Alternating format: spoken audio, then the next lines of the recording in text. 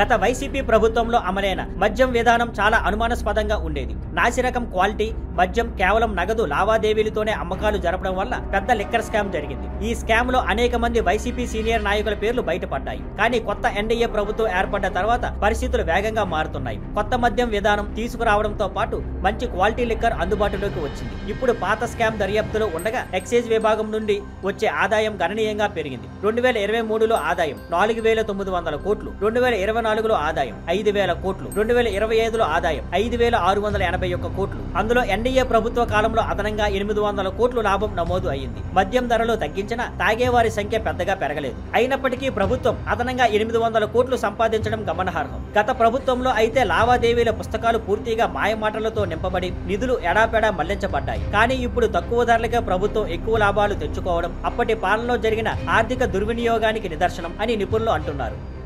Thank you for watching. Please like, share and subscribe.